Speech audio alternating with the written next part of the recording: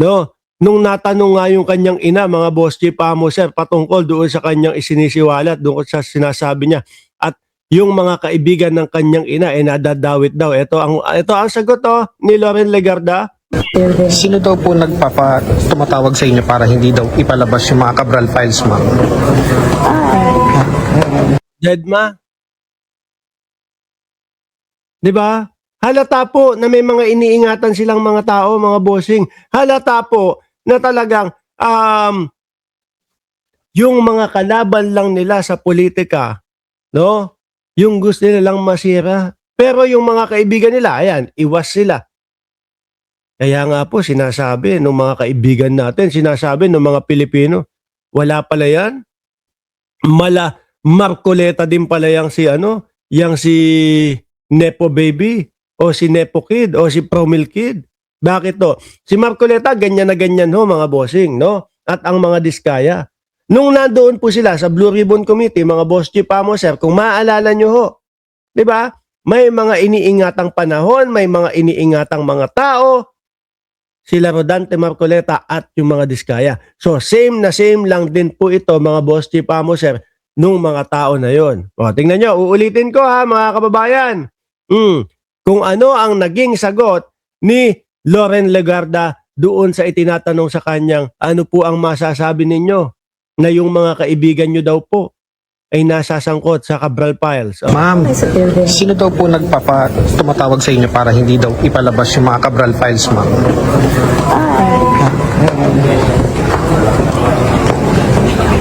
Pero kumpara ho talaga, mga boss chief sir, etong magnanay nito para sa mamamayang Pilipino, walang kaibigan. Nakita nyo si Pangulong Bongbong Marcos.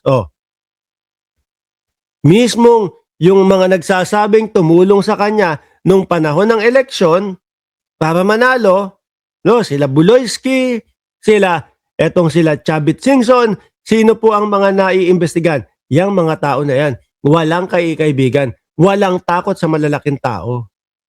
Di ba?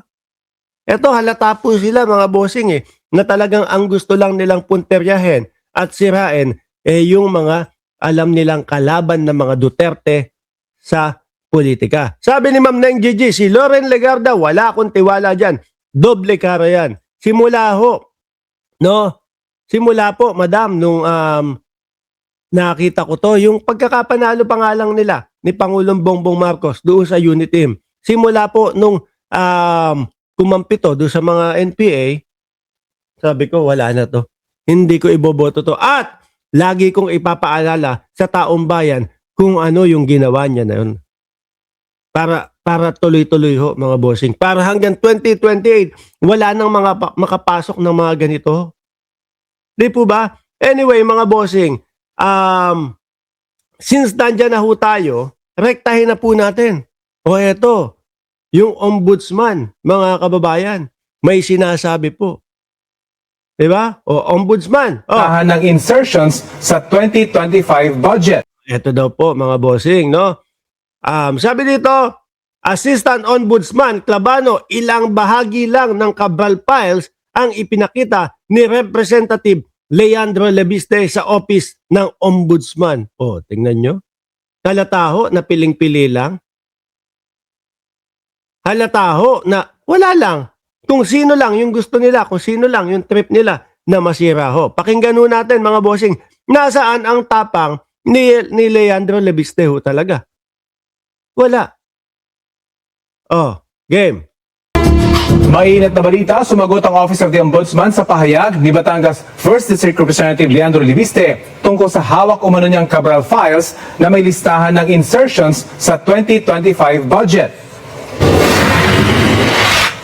Congressman Lebiste presented only limited portions. So pwede po ba yun? Lagi mong sinasabi sa umpisa pa lang, niyayabang mo, iaalay mo, buhay mo para sa bayan, kahit buhay kapalit. Tapos eto na, turo na po ng turo, nagtuturo na mga kababayan. Sana ilabas ni Sec. Vince Dizon yung mga file niya, etc. Sana si Sec. Vince Dizon na ang maglabas. Sana ang DPW, ano yun? Diba? Bungad na bungad mo, matapang ka. isa lang din ho itong Kiko Barsaga, mga bossing. Nauna, nauto po yung mga DDS. Oy, ganyan naman po sila eh. No?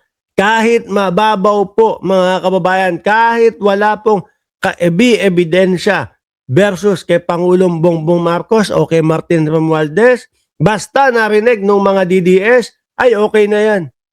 Pinapaniwalaan ko na yan. Ganyan no ang mga DDS.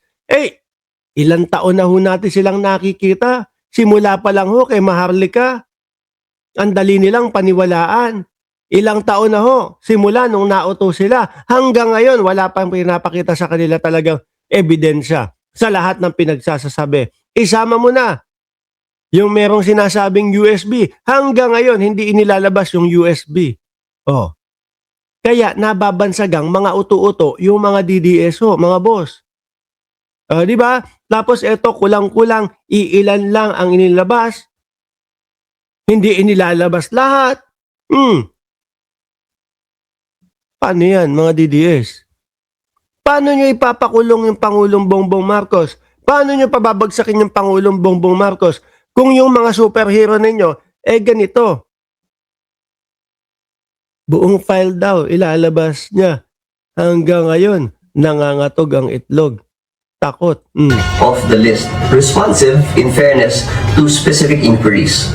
But he did not present the entire set of files he claimed to possess. Pwede ba yun? Di ba nga kaya ang mga diskaya ho, mga boss chief amo sir, is hindi mapayag-payagan o hindi makakuha ng witness protection dahil halata na hindi sila nagte-tell all. Mas maigi pa nga yung mga Bryce Hernandez eh. Yung Bryce Hernandez, pag tinanong mo, talagang sasabihin mo lahat. Mas maigi pa nga eh. Yung Bryce Hernandez at yung si Alcantara talagang nagsusuole at nakikipag-cooperate. Yung mga bata nitong sila Marcoleta, walang all out. Style ba talaga yan ng mga DDS? Halata eh. Kapag ka sinabi ninyo na para sa bayan ang gagawin ko, ilalabas nyo yan lahat.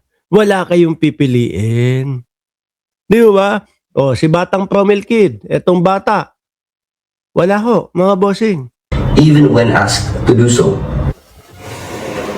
Yan ay matapos sabihin ni Leviste na noong Nobyembre pa niya ipinakita sa Ombudsman at sa Independent Commission for Infrastructure ang Cabral Files na may listahan ng mga mambabatas na pinaglaanan umano ng pondo para sa DPWH projects.